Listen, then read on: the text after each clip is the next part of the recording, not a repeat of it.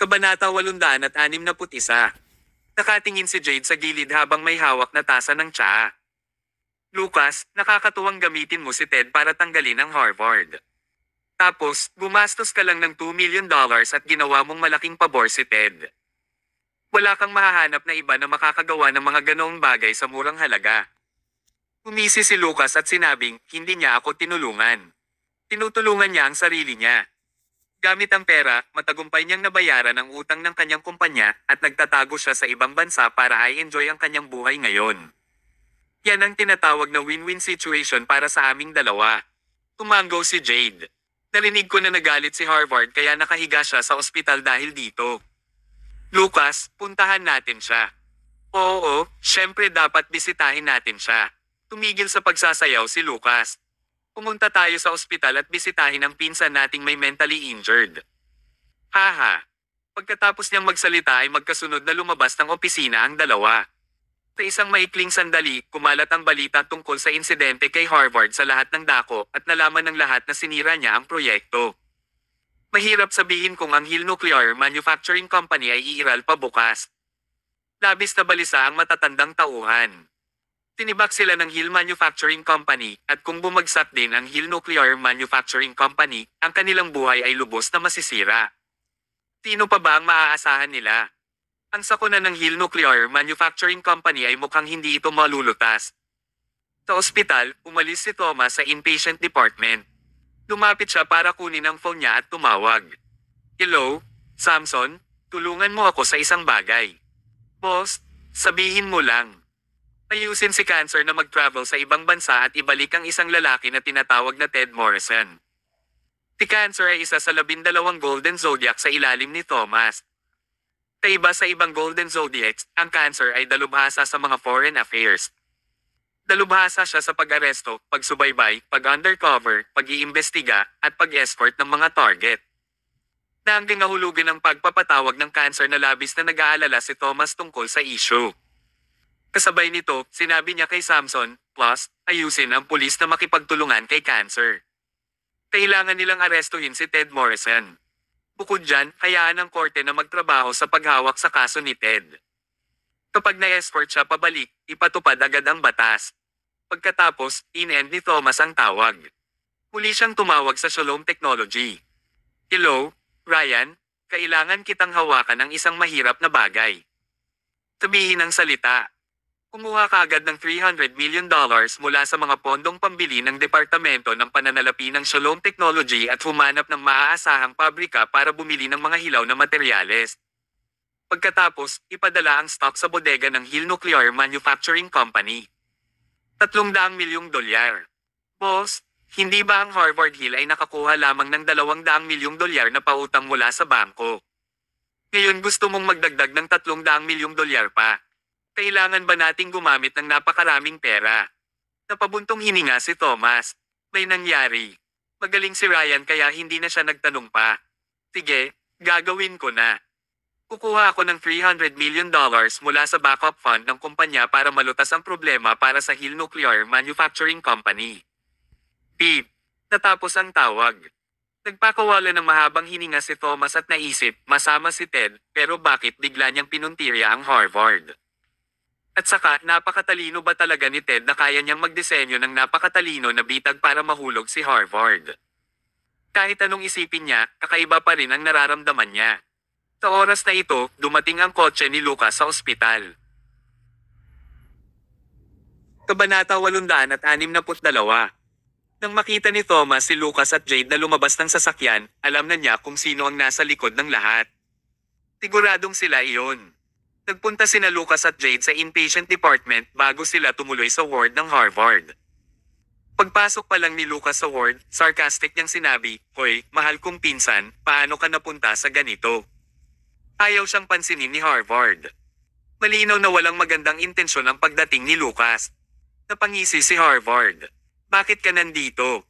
Sabi ni Lucas, "Nabalitaan ko na na-admit ka sa ospital. Nag-alala ako na baka may mangyari sa iyo kaya pinuntahan talaga kita." Gayun din, nakaramdam ng labis na pagkabalisa si Jade pagkatapos niyang marinig na ikaw ay may sakit at nasa ospital. Balisa. Haha. Baka masaya siya. Huwag kang kumilos sa harap ko. Umalis ka na. I don't want to see you, malamig na sabi ni Harvard. Ang kanyang mga salita, magwala, ay nagpadilim ng ekspresyon ni Lucas. Umupo siya ng tuwid, inayos ang kanyang kamiseta, at nagsalita sa walang pakialam na tono. Harvard, alam kong hindi mo ako gusto, pero hindi ako pumunta para makipagtalo sa iyo ngayon. Nandito ako para tulungan ka. Umaasa din ako na ang ating alitan ay malulutas sa pamamagitan ng insidenteng ito. Oh, nakangiting peke si Harvard habang sinabi niya, "You're a selfish person. Pupunta ka pa ba para tulungan ako? Sabihin mo sa akin, paano mo ako pinaplanong tulungan?" Sabi ni Lucas, simple lang.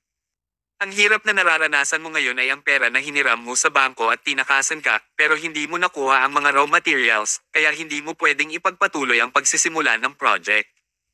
Matutulungan kitang ayusin ang mga bagay na ito.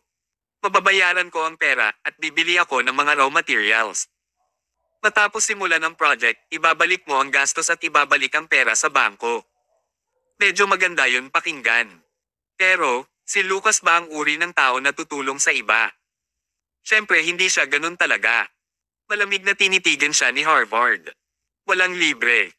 Tinutulungan mo ako sa mga ito, anong uri ng gantimpala ang gusto mo mula sa akin? Diretso ka ha, umisi si Lucas. Harvard, I really like your straightforward nature. Dahil nabanggit mo na ito, hindi ako mag-aaksaya ng oras na makipagtalo sa iyo. Ang gusto ko ay ang proyekto ng Northern Wilderness. Napaka-bold niya.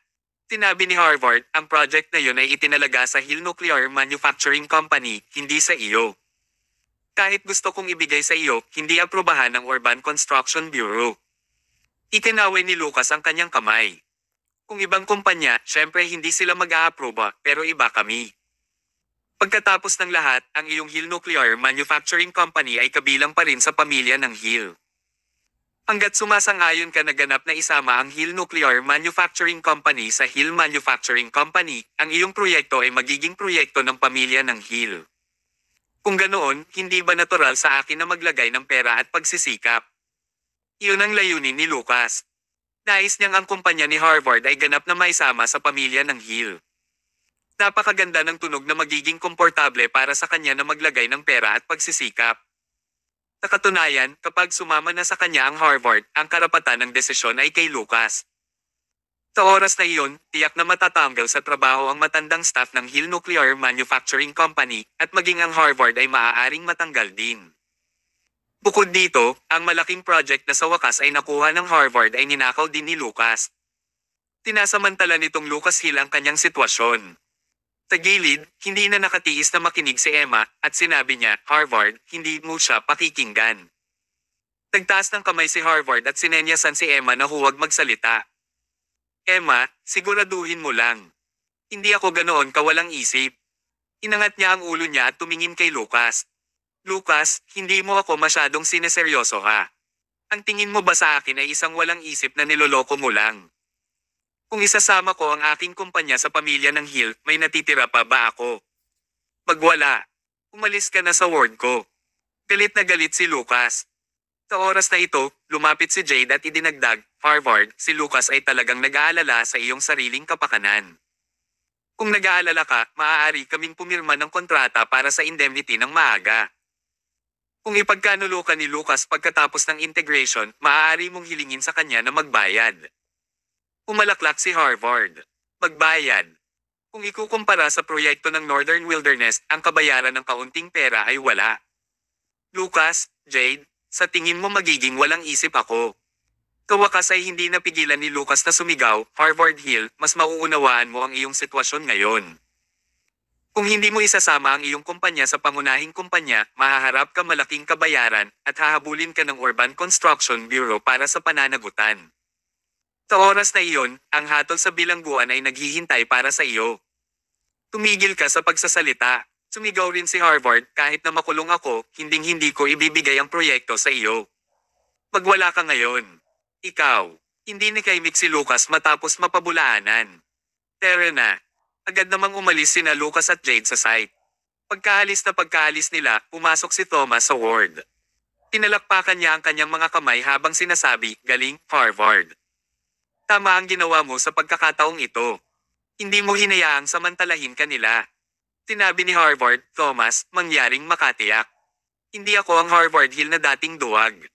Pagkatapos ng mga kamakailang insidenteng ito, lubos kong nalaman ang lahat. Forget the possibility of ending up in jail, I'll never fulfill those two jerks' wishes even if I die. At saka, kung tama ang hula ko, pinatayo ako ni Ted dahil sa masamang ideya ni Lucas. Kung hindi, paano magiging matapang si Ted, ang duwag na iyon para dehin ako? Hindi siya ganoon katalino. Sa katunayan, nakakabahala ang katalinuhan ni Ted. Pero, napakatalino talaga ni Lucas. Napabuntong hininga si Emma.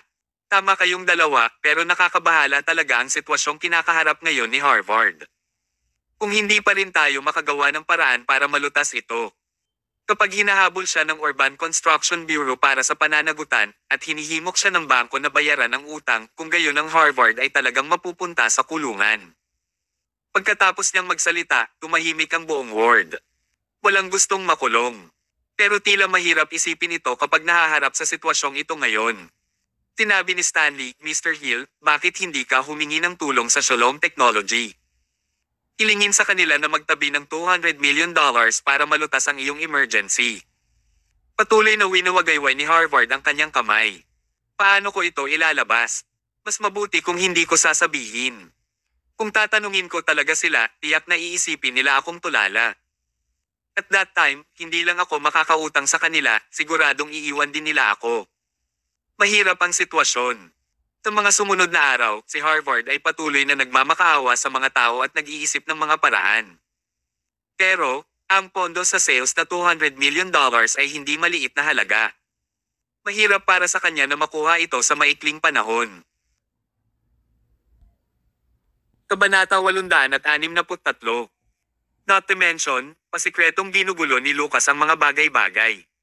Kung sino man ang humingi kay Harvard, sasabihin ni Lucas ng masama ang tungkol sa Harvard sa taong iyon at pipigilan si Harvard sa pagkamit ng anuman. Nakakahiya talaga ang underhanded action na ito, pero maganda ang epekto nito.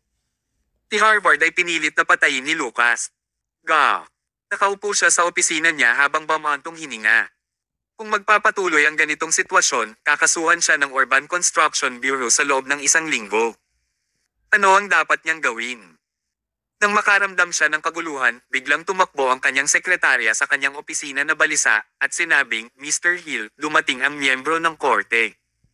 Gusto nilang pumunta ka sa korte. Korte. Natigilan si Harvard. Tinanong niya si Stanley na nakaupo sa tapat niya, Stanley, bakit ako pinuntahan ng korte? Hula ni Stanley. Hindi kaya nagsampa na ng kaso ang Urban Construction Bureau.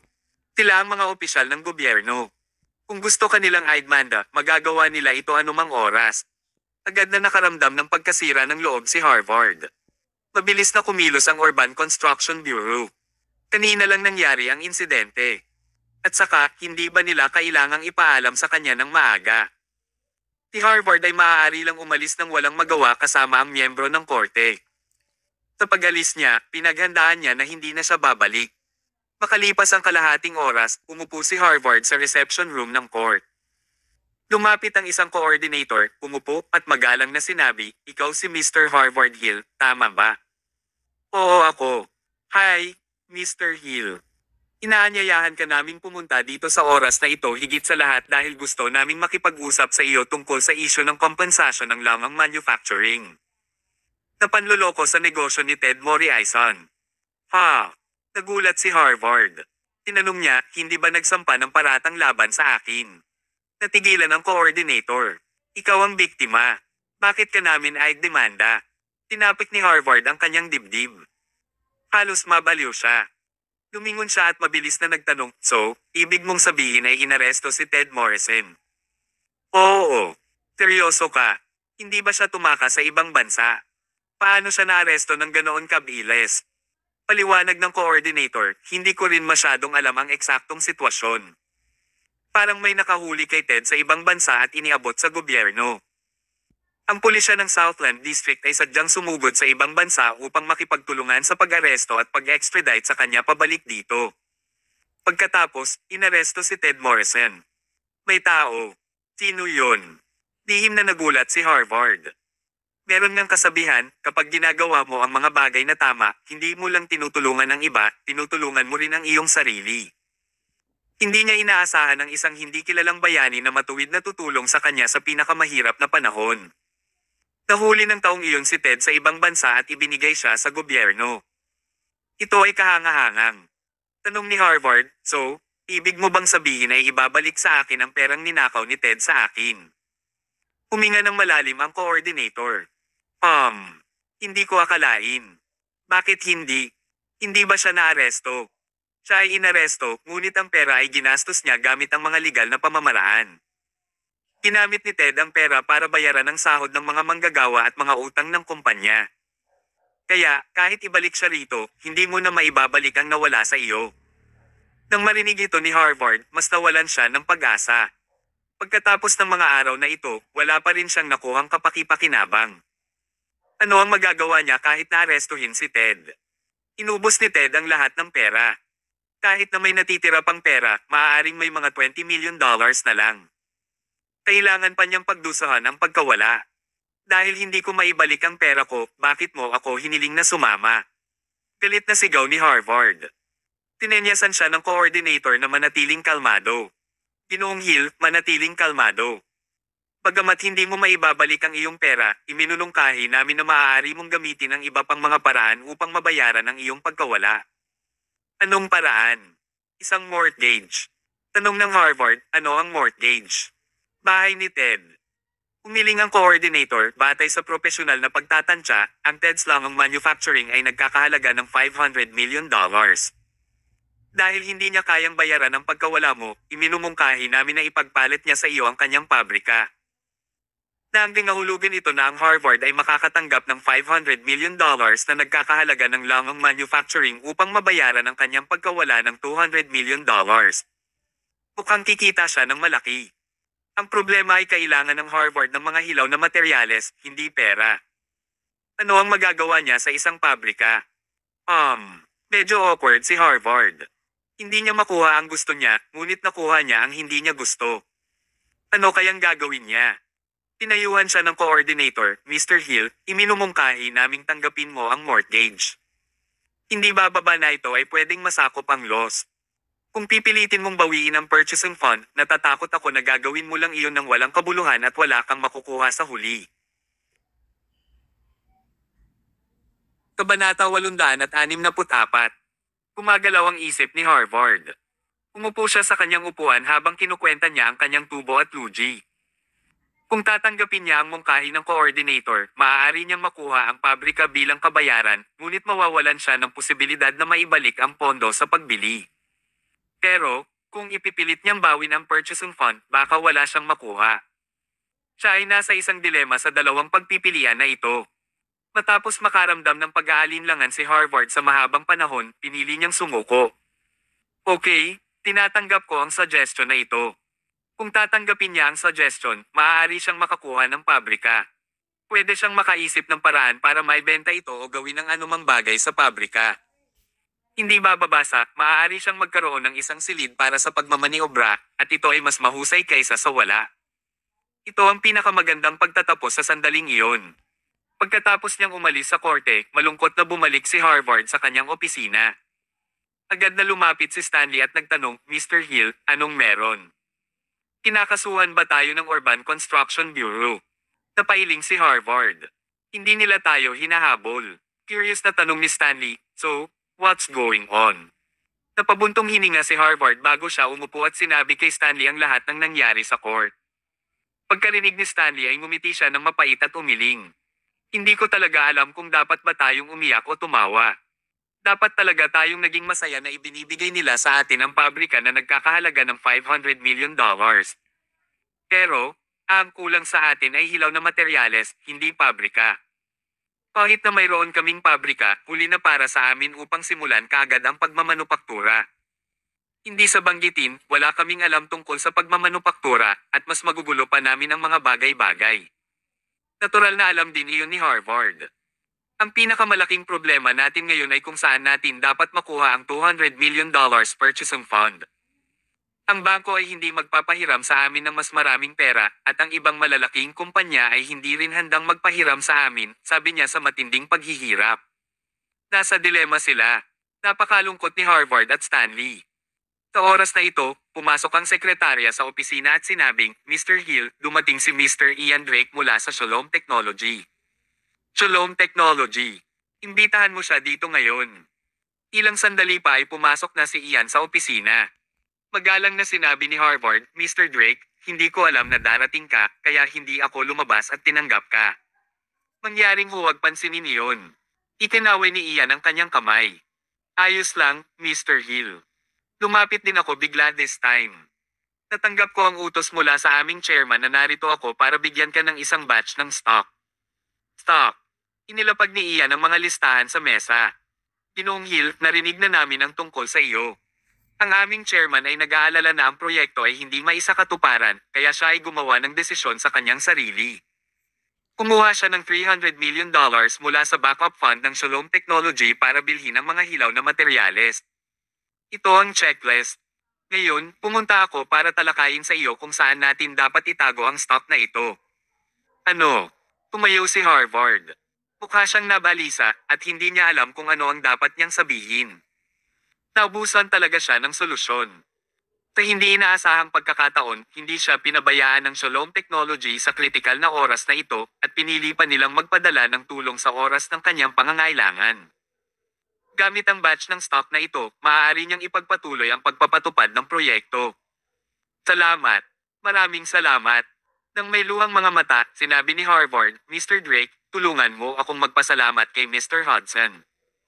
Gayun din, nanunumpa ako na agad kung ibabalik ang pondo sa pagbili na $300 million sa sandaling kumita kami mula sa proyekto. Tumawa si Ian at sinabing, Mr. Hill, mas mabuting pag-usapan natin kung paano natin dapat pangasiwaan ang batch ng stock na ito ngayon.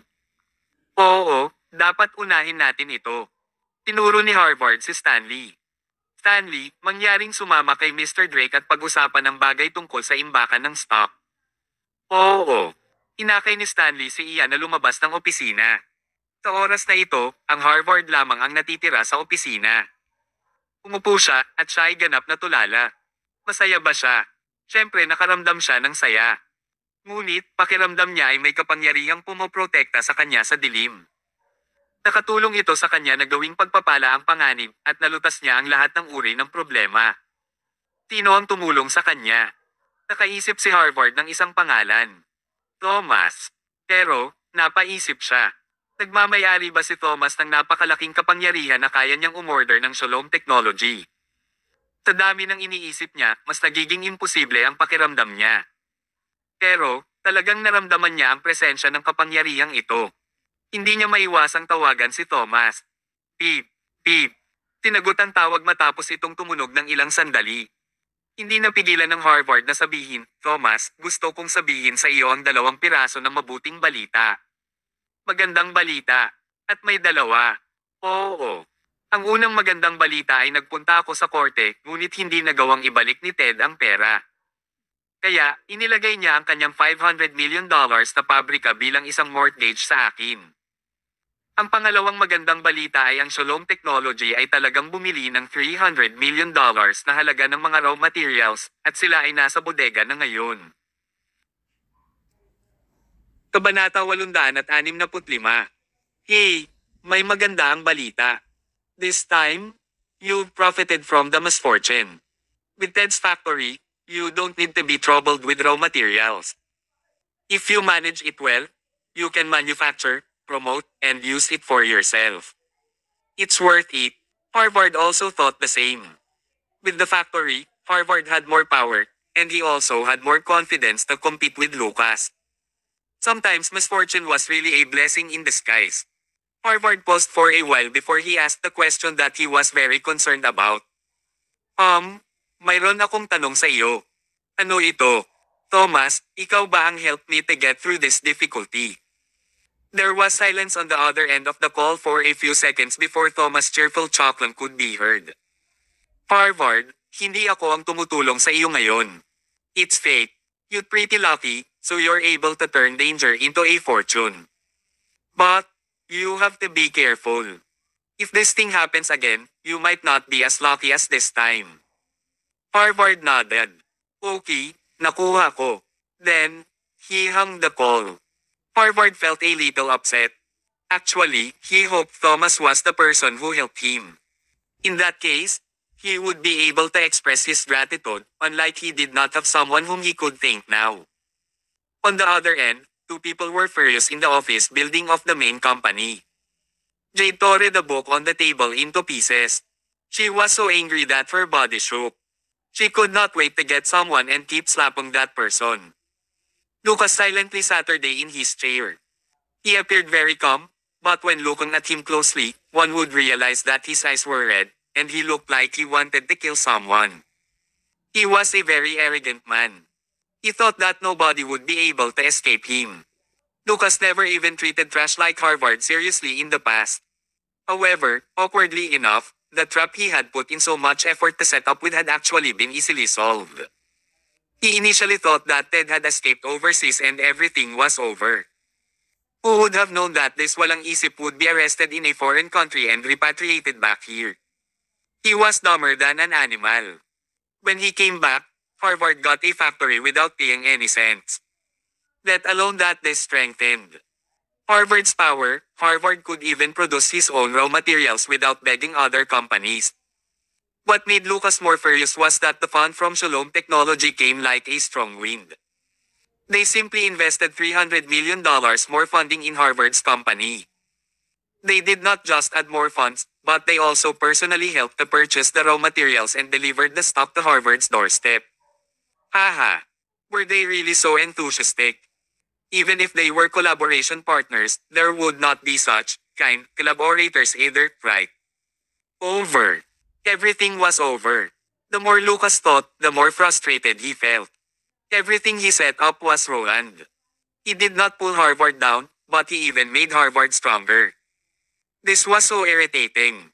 Jade said, Lucas, I think this is not that simple. Why did Ted get arrested? Why did the court cooperate so aggressively with the investigation and make the factory the mortgage? Why was Shalom Technology willing to invest more money? It's too strange.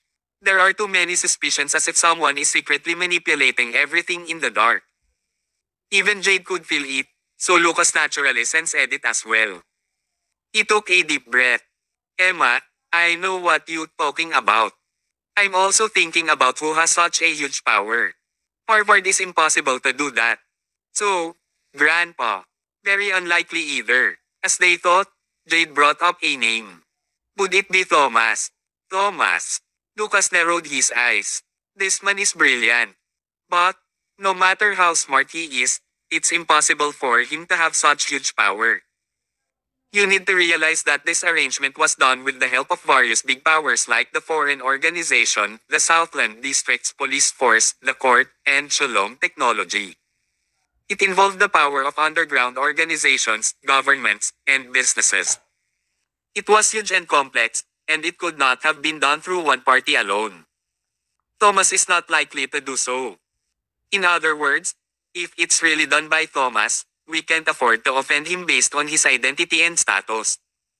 But if he has such powerful ability, he could simply get rid of us. Would he still need to wait until now? Jade nodded. Lucas was right. Thomas hated them so much. If he was really so capable, he might have gotten rid of them.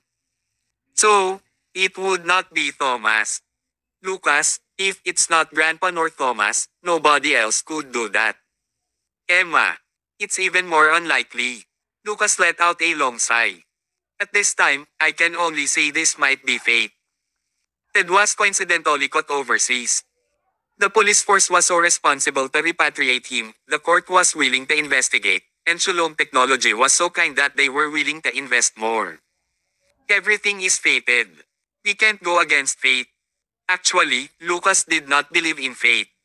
But at this time, even if he did not want to, he had to believe in fate. Right then, in the old villa, Thomas ended the call. Emma walked over and asked, "Is the call from Harvard?" "Yeah." "What did he say?" "He must be very anxious, right?" Thomas chuckled. "No, he was extremely happy. The problem of purchasing funds has been solved, and he even got a factory without paying anything. He's rich now. Emma looked stunned. How did things change so dramatically? Before Emma could ask further, Thomas' phone rang again. This time, it was a call from Richard. Thomas picked up the call. Hello, Mr. Hill? What's up? Thomas, are you free now? Please come to my house. I'll treat you to some tea. Kabanata 866. Sa lumang bahay ng pamilya ng Hill, dinala ng housekeeper si Thomas sa reception room at umupo siya sa kanyang upuan. Maya-maya, pumasok si Richard na may dalang tray. May 2 teacup at 1 teapot sa tray. Mabilis na tumayo si Thomas. Hoy, umupo ka muna. Inaya ni Richard si Thomas na maupo. Pagkatapos, inilagay niya ang 1 tasa sa harap ni Thomas at personal siyang binuhusan ng 1 tasa ng tsaa. Tinitigan ni Thomas ang tsaa at hindi kumikibo ng matagal. Umupo si Richard at tumawa habang nagtatanong. Bakit hindi mo ito iniinom? Natatakot ka ba na ang aking tsaa ay lason? Umalaklak si Thomas. Hindi ako natatakot na ito ay lason. Pero, hindi ko matatanggap ang gantimpala na ito ng hindi nararapat. Bakit bigla mo na lang akong gustong i-treat ng tsaa? Tumango si Richard. Sige. Kung hindi ko sasabihin, sa palagay ko ay hindi ka iinom ng tsaa ng ganun na lang. I treat you to the tea kasi gusto kong magpasalamat sa effort mo. Salamat sa pagtulong sa aking nakakadismayang apo na si Harvard. Pagkasabi niya nun, naintindihan agad ni Thomas. Kinuha niya ang tasa at humigop. Ginoong Hill, alam mo ba ang tungkol dito? Siyempre, sabi ni Richard, hindi ako bulag o bingi. Paanong wala akong alam kung ganoon kaseryoso ang nangyari sa pamilya namin? Sa totoo lang, makulat talaga si Lucas this time. Hayaan mo na ang Harvard, kahit ako iyon, mahuhulog din ako sa bitag niya. Huminto muna si Richard bago tumingin kay Thomas. Pero, hanga pa rin ako sa kakayahan mo.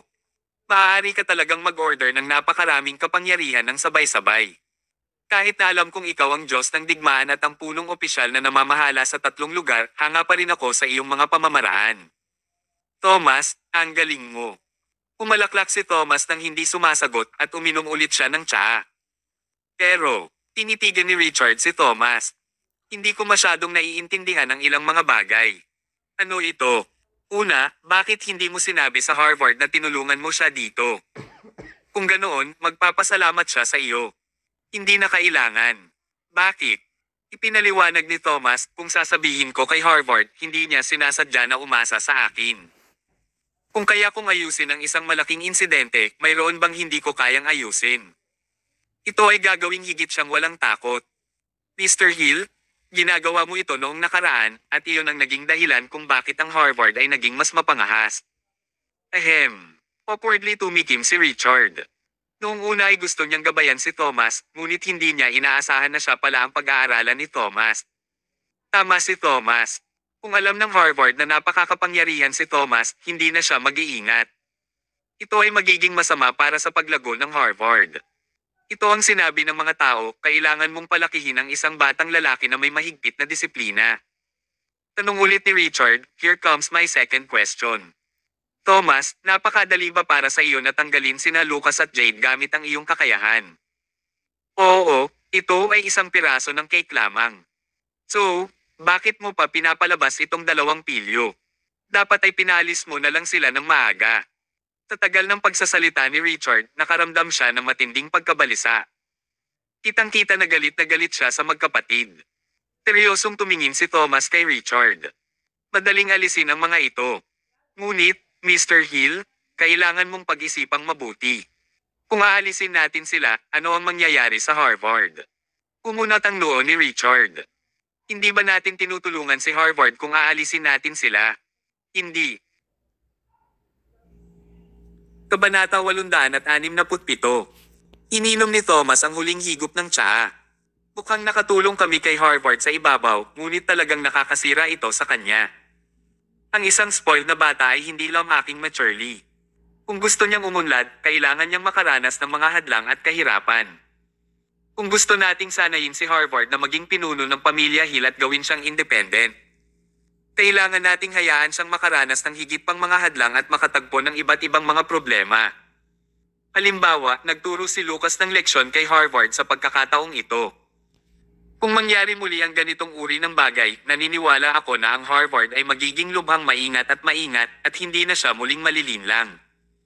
Sa wakas ay naunawaan ni Richard ang intensyon ni Thomas. Hindi pinagbigyan ni Thomas sina Lucas at Jade. Sa halip, pinapanatili niya ang mga ito upang sanayin ang Harvard upang ang Harvard ay makatagpo ng iba't ibang uri ng mga paghihirap at mapabuti ang kanyang sarili sa pinakamaikling panahon. Sa kasong ito, pagkatapos maging pinuno ng pamilya si Harvard, maaari rin niyang hawakan ng matatag ang posisyon. Labis na kumbinsido si Richard. Ipinakita niya ang kanyang thumb up kay Thomas. Ako ay kumbinsido. Ako ay lubos na kumbinsido sa iyo. Thomas, kahit na mas bata ka, hindi ako maaaring maging mas matalino kaysa sa iyo. Hindi nakakagulat na maaari kang maging punong opisyal na namamahala sa 3 distrito. Halika, i-raffle ko ang iyong tsaa. Salamat sa pagsasanay sa Harvard. Sabi ni Thomas, Mr. Hill, welcome ka. Hindi ko ito ginawa para sa iyo sa Harvard at hindi ko rin ginawa ito para sa pamilya Hill. Alam mo na ginagawa ko ito para kay Emma. Ayaw niyang makitang bumagsak ang pamilya Hill kaya tinutupad ko ang hiling niya. Kaya, kung gusto mo talagang magpasalamat, pasalamatan mo na lang si Emma. Pagkarinig ni Richard ay napabuntong hininga siya. Napangiti siya ng mapait at sinabing, speaking of this, nang ipinakasal ni Johnson si Emma sa'yo, minamaliit ko siya. Akala ko siya ay sobrang walang isip at naisip ko rin na ang buhay ni Emma ay nasira. Nang bumalik ka muli pagkatapos na iwan ng pamilya sa loob ng 5 taon, mas nakumpirma ko ang kaisipang ito. Ano ang magagawa ng isang makulit na manugang na walang karera at umaasa sa mga in-laws? Gayunpaman, sinampal ako ng husto ng realidad at tinuruan ako ng leksyon. Ipinalam nito sa akin kung ano ang ibig sabihin ng hindi paghusga sa isang libro sa pamamagitan ng pabalat nito. Ako ang taong nanghusga sa iyo sa ibabaw. Thomas, nagkamali ako. Nakagawa ako ng isang malaking pagkakamali. Kung hindi ka pinakasalan ni Emma, mawawala ang lahat ng pamilya ko sa Hill, ako, at Harvard. Mapalad si Emma na makasal sa isang mahusay na lalaking tulad mo. Siya ay pinagpala at maswerte. Sinabi iyon ni Richard sa kanyang sinseridad. Hindi pa siya nakaramdam ng pasasalamat kay Thomas tulad ngayon. Sa wakas ay matino niyang nalaman ang kahusayan ni Thomas at ang kaligayahan ni Emma. Dahil dito ay labis na napahiya si Thomas. Ikinumpas niya ang kanyang kamay at sinabing, Mr. Hill, wala iyon. Hindi, wala iyon. Sabi ni Richard, Thomas, I have to thank you today. Sabihin sa akin kung ano ang gusto mo.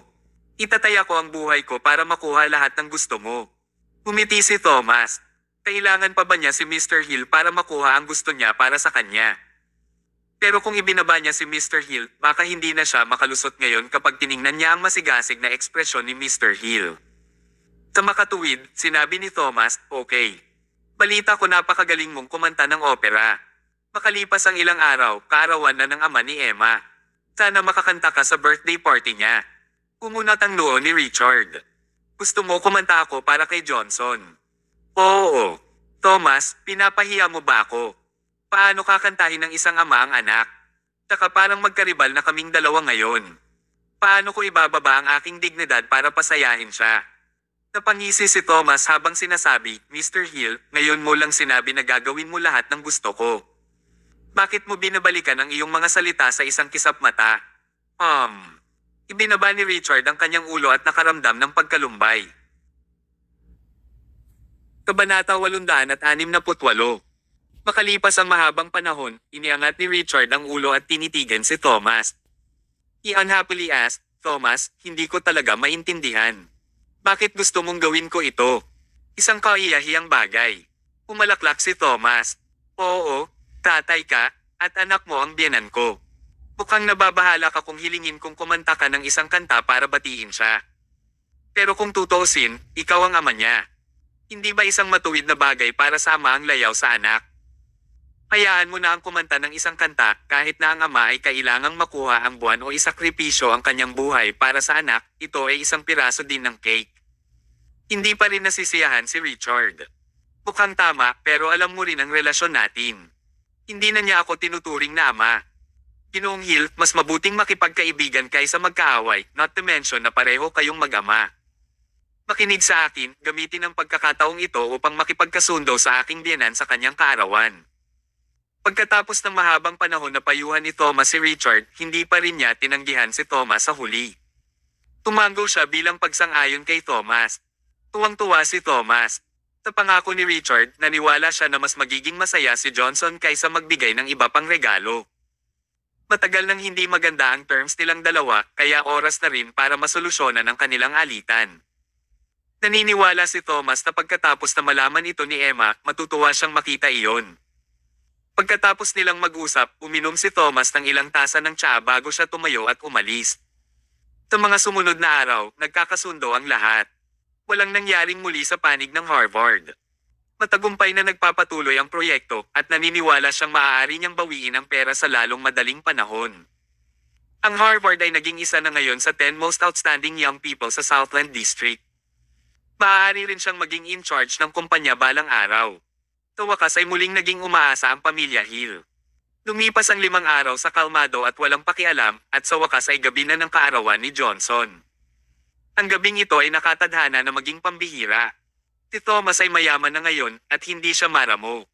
Direkta siyang nagbook ng pinakamagandang hotel sa lungsod at nagsagawa ng piging na kayang bumili ng 100 mesa. Dumalo sa party ang lahat ng miyembro ng pamilya at kaibigan. Dumating din ang mga kasamahan na malapit kay Johnson. Isa pa, dumalo rin ang maraming tao na gustong makipagkaibigan kay Thomas. Medyo ingrandi ang birthday celebration na ito. Tinupuri ng lahat si Johnson sa pagkakaroon ng napakabuting manugang. Noong nakaraan, hinamak ng lahat si Thomas. Akala nilang lahat ay bulag si Johnson nang pinakasalan niya ang kanyang napakagandang anak na babae sa isang basura. Anong nangyari ngayon? Nais nilang lahat na hiwalayan ni Emma si Thomas ng mabilis para mapakasalan nila ang kanilang anak na babae kay Thomas. Ang bawat aso ay may kanya-kanyang araw. Ang taong kinamumuhian nila noon ay naging malaking tao na ngayon. Si Thomas ang naging taong gustong pasayahin ng lahat at ito ay talagang hindi inaasahan. Tingnan mo si Johnson, mayroon siyang napakahusay na paghatol. Alam niyang magiging napakahusay ni Thomas. Ang isang tulad ko ay walang ganoong katalas na paghuhusga. Tama iyan. Kailangan kong punahin ang sarili ko. Pagbalik lang ni Thomas, masama pa ang tingin ko sa kanya. Akala ko siya ay isang basura na nagretiro sa hukbo at siya ay isang masamang tao na umaasa sa kanyang mga in-laws. Pero ngayon, nahihiya ako sa mga iniisip ko. Tingnan mo ang hotel, tingnan mo itong mga pagkain ito. Hindi ka makakapag-book ng mesa ng walang 20,000 dolyar. Mayroong 100 mesa, kaya nagkakahalaga iyon ng 2 milyong dolyar. Pagkatapos idagdag ang lahat ng iba't ibang bayarin, hindi mo nais na ayusin ang piging na ito ng walang 3 milyong dolyar. Nakabook na ang hotel, kaya hindi nakapasok ang ibang tao. Kabanata 869. Paano mo i-define ang isang mayaman? Ganito ang gagawin mo. Ang mga nakatatandang miyembro ng pamilyang ito ay patuloy na pinupuri si Thomas. Pinuri nila ang lahat ng aspeto na pwede nilang, tulad ng kanyang kakayahan, karakter, at hitsura. Napahiya ito kay Thomas. Umupo siya sa upuan at ibinaba ang ulo. Halos wala na siyang lakas ng loob na tumingin sa paligid. Maraming paghihirap ang pinagdaanan ni Thomas, ngunit ang tanging kahinaan niya ay maaaring mahiya siya kapag pinuri siya ng mga nakatatandang miyembro ng pamilyang ito. Mas naging awkward pa ito kaysa noong iniinsulto siya. Tinulak ni Emma si Thomas. Umadjejek siya at sinabing, nahihiya ka ba? Hindi ka naman ganyan ah. Walang magawa si Thomas. Wala siyang masabi. Umalaklak si Emma at sinabing, karaniwan kang walang pakialam sa kahit ano. Kahit gaano ka insultuhan at pagalitan ng mga tao, wala kang pakialam. Bakit bigla kang nag-aalala ngayon? Haha. Hindi pinansin ni Thomas si Emma nang inaasar siya nito. Tahimik siyang lumingon. Nang makita ni Emma na parang bata ang ugali ni Thomas, lalo siyang napangiti at patuloy din siya sa pagtawa. Palagi siyang binubuli ni Thomas, ngunit sa wakas ay maaari niya itong bully ngayon. Naturally, ang pinakamasayang tao ngayon ay ang pangunahing tauhan ngayong gabi, si Johnson. Umupo siya sa north side ng table. Nakasuot siya ng bagong damit at inayos niya ang kanyang mukha. Seryoso ang itsura niya at hindi siya ngumiti. Pero, talagang nakaramdam siya ng sobrang saya. Gusto niyang tumayo at sumayaw. Pero, Gusto pa rin niyang magpanggap kahit na nakaramdam siya ng saya, kaya nagpatuloy siya sa paglalagay ng mabagsik na ekspresyon. Pagkatapos magsimula ng hapunan, malungkot na tumayo si Johnson. Itinaas niya ang isang baso ng alak at sinabing, "Hello, my friends and family, thank you for attending my birthday dinner. Actually, I'm just a nobody. Walang paraan ng isang tulad ko ay magkakaroon ng gayong engranding salo-salo sa hapunan. Mayroong 100 mesa dito, at bawat mesa ay nagkakahalaga ng 20,000 dolyar. Ako, si Johnson Hill, ay mahirap sa buong buhay ko, kaya hindi ko talaga matatanggap ito." Paulit-ulit ko ring kinausap ang aking manugang na sinasabi sa kanya na huwag mag-aksaya ng pera. Ito ay isang birthday party lamang at mayroon akong isa bawat taon. Kaya, hindi na kailangang mag-aksaya ng pera. Pero, matigas ang ulo ng manugang ko. Hindi niya ako pinakinggan. Pinilit niyang mag-organisa ng isang piging para sa akin at inayos pa niya ito sa pinakamagandang hotel sa lungsod. Sabi niya, buong buhay ko pinaghirapan ko yan, so it's time for me to enjoy my life now. Sinabi pa niya na kung hindi ako makikinig sa kanya, hindi na niya ako susuportahan. Wala akong choice. Hindi ko talaga siya kayang tanggihan, kaya kailangan kong tanggapin ito. Dahil nandito ako, mag-e-enjoy ako. Dahil nandito ka, huwag mong pigilan ang iyong sarili. Enjoy the food, lahat ng gastusin ay babayaran ng manugang ko. Sige, narito ang isang toast sa inyong lahat. Habang nagsasalita si Johnson, iniangat niya ang kanyang ulo at ininom ang lahat ng alak sa baso ng alak. Mukha siyang solemna, pero sa totoo lang sobrang saya ang nararamdaman niya. Napailing si Felicia pagkatapos niyang makita ito. Sinabi niya sa kanyang anak na babae, "Emma, nakita mo ba iyon? Ang iyong ama ay isang artista. Siya ay malinaw na napakasaya at nakakaramdam ng pagmamalaki, ngunit siya ay naglalagay pa rin ng isang aksyon." Umajejek si Emma. First time ko rin siyang makitang ganito. Napakabongga niya kahit na nag-e-enjoy siya. Napaka-spoiled niya ngayon. Ipagyayabang niya yata ito sa mga kasamahan niya sa mga susunod na araw. Alam ko. Habang kumakain ang lahat, may ilang taong pumasok sa loob at ang taong nauna sa kanila ay si Harvard. "Tito Johnson, pasensya na. Masyado akong abala sa trabaho ngayon, kaya late ako. Mabuti naman. Alam kong napakahalaga ng iyong proyekto. Halika, maupo ka na." Kabanata 870. Umupo si Harvard sa tabi ni Thomas. Pagkatapos, naglabas siya ng isang magandang hugis parihaba na itim na kahon mula sa kanyang Amerikana at ibinigay ito. "Tito Johnson, ito ang Red Along binili ko para sa iyo. Mangyaring tanggapin ito." "Oh, ano ito?" Kinuha ito ni Johnson at binuksan niya ang kahon sa harap ng mga tao. Sa loob ng kahon ay isang napakagandang vintage ink pen. Kung tutusin sa kulay nito, masasabi niyang napakamahal nito. Harvard? Ang panulat na ito ay hindi mura, tama. Nagkakahalaga ito sa iyo, hindi ba? Sabi ni Harvard, panulat lang. Hindi ito nagasto sa akin ng malaki. Ang mas mahalaga ay mahilig ka sa calligraphy, Uncle Johnson. Gamit ang ink pen na ito, mas mahusay kang magsulat kung gagamit ka lang ng kaunting lakas kapag nagsusulat ka. Umiling si Felicia. "Harvard, baka ma-disappoint ka. Mahilig siya sa calligraphy, pero hindi kasiya siya ang pagkakasulat niya." Nilaibat ni Johnson ang mga mata sa kanya. "Anong pinagsasabi mo? Madaldal kang babae, kapag ang mga lalaki ay nagsasalita, ang mga babae ay hindi dapat hamarang." Pumalaklak si Felicia, at hindi niya ito pinansin. Nagkaisa ang pamilya, kaya parang napakasarap din ang pagkain. Makalipas ang ilang minuto, pumasok ang isa pang grupo ng mga tao. Isang lalaki at isang babae ang naglakad sa harapan, at sila ay si Lucas, ang kasalukuyang pinuno ng pamilya Hill, at ang kanyang kapatid na babae, si Jade. Nang lumitaw sila, medyo naging kakaiba ang kapaligiran. Walang nangahas na magsalita ng malakas, at hindi rin sila nangahas na kumuha ng ibang pagkain. Pagkatapos lamang nilang maglakad ang dalawa sa mesa ni Johnson ay nakahinga ng maluwag ang ibang mga tao. Well, maraming tao dito ang pinalis ni Lucas, at marami sa kanila ang pinahirapan din ni Lucas. Kinasusuklaman nila si Lucas, ngunit mas natakot sila kay Lucas. Bagamat mayaman na si Thomas ngayon at iba na ang Harvard ngayon. Kahit na nagtutulungan sila, hindi kasing husay ni Lucas sa paningin ng ibang tao sina Thomas at Harvard, maging ito man ay mula sa kanilang mga kakayahan, calculativeness, o kahit net worth. Talagang si Lucas ang nangunguna sa mga kabataang miyembro ng pamilya at walang magdududa dito. He cleared his throat before he said, "Uncle Johnson, sobrang engrandi ng birthday celebration mo. Bakit hindi mo ipinalam sa aming dalawa?" Umisi si Johnson. "Oh, alam mo bang hindi kita pinalam? Hindi ko pinalam sa iyo, ngunit dumating ka pa rin. Ito ay tinatawag na pagdating ng hindi inanyayahan. Napakabastos, alam mo ba?" Malinaw, pinabulaanan ni Johnson si Lucas. Sa mga miyembro ng pamilya ng Hill, si Johnson ay isang freak. Ang mga miyembro ng pamilya ay may iba't ibang mga karakter, syempre, ngunit hindi nila ipapakita ang kanilang mga emosyon kapag sila ay nagsasalita o gumawa ng anumang bagay. Kahit na hindi nila gusto ang isang tao, itatago din nila ang kanilang mga damdamin at magdudulot lamang ng gulo sa dilim. Ngunit, iba si Johnson. Hindi niya ginawa iyon. Kung hindi niya gusto ang isang tao, sasawayin niya ang taong iyon sa kanilang mukha. Kabaligtaran ng karakter niya si Richard at ito rin ang dahilan kung bakit hindi siya nagustuhan ni Richard. Kaya naman, maagang umalis si Johnson sa kanyang tahanan at nagtrabaho ng nakapag-iisa.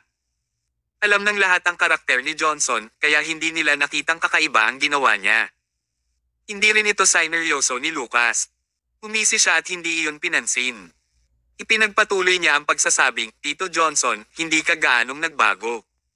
Napaka-honest mo pa rin. Don't worry, hindi kami pumunta ni Jade para sirain ang party niyo ngayon. Taos puso kaming nais na ibigay sa iyo ang aming mga kahilingan." Lumapit si Jade at sinabing, "Uncle Johnson, alam naming mahilig kang manood ng opera, kaya sinadya naming inanyayahan si Alexander Kaufman, ang pinakasikat na mga awit ng opera, na kumanta para sa iyo." Alexander Kaufman. Nang marinig ito ng lahat, natigilan sila. Si Alexander Kaufman ay isang nangungunang mga awit sa opera na sikat sa buong mundo. Hindi siya maimbitahan ng mga normal na tao. Napakataas daw ng artistic attainment ng singer na ito. Hindi siya mahilig sa pera at babae, at halos wala siyang pagnanasa. Kumanta siya ng opera dahil hinabol niya ang sining. Hindi siya natatakot sa sinumang mayayamang lalaki, at hindi rin niya isinasantibi ang kanyang dignidad para sa pera. Sa makatuwid, medyo mahirap anyayahan ang taong ito. Maraming tao ang gustong dumalo sa palabas sa opera ni Alexander, ngunit hindi sila nagkaroon ng pagkakataon. Masasabing unang nirerango si Alexander sa larangan ng opera at walang makakatalo sa kanya. Pero ang ikinagulat nila, napakahusay ni Lucas na talagang nakakapag-imbite siya ng isang sikat na mga awit tulad ni Alexander. Nag-thumbs up ang lahat sa kanya at hinangaan nila ang kakayahan ni Lucas. Nakaramdam ng labis na kalungkutan si Johnson. Siyempre gusto niyang panoorin ang exciting na performance ni Alexander, pero mas gusto niya na si Alexander ang inimbitahan ni Thomas, hindi si Lucas. Ano ba ito? Malinaw na dumating si Lucas para magpakitang gilas. Mukha siyang kalmado, pero gusto niyang patunayan sa ibang tao na kaya niyang gawin ang mga bagay na hindi kayang gawin ng ibang tao. Sa mga araw na ito, ilang beses na natalo si Lucas kay Thomas. Ngayong gabi, gusto niyang mabawi ang lahat ng dignidad na nawala sa kanya sa isang iglap. Kasabay nito, gusto niyang ipaalam sa lahat na siya ang pinakamagaling sa mga junior na miyembro ng pamilya, at hindi kailanman magiging kasing husay niya si Thomas. Kaya naman, inimbitahan ni Lucas si Alexander para magbigay ng birthday wish kay Johnson, pero narito talaga siya para magpakitang gilas at mag-higanti. Nakita ito ng lahat ng napakalinaw. Nawala ng gana si Johnson sa masarap na hapunan dahil sa eksenang ginawa ni Lucas. Ibinaba niya ang kanyang mga kubyertos, at gusto niyang magalit, ngunit wala siyang mahanap na magandang dahilan. Ano kaya ang masasabi niya? Buti na lang nung inimbitahan ni Lucas si Alexander. Walang dahilan para pag-alitan ni Johnson si Lucas dahil dito. Habang iniisip ito ni Johnson, mas lalo siyang naagrabyado. Sa oras na ito, narinig ang ilang yabag. Umakyat si Alexander sa entablado ng hotel at nagsimula siyang kumanta ng opera. Dapat sabihin na ang boses ni Alexander ay talagang kamangha-mangha.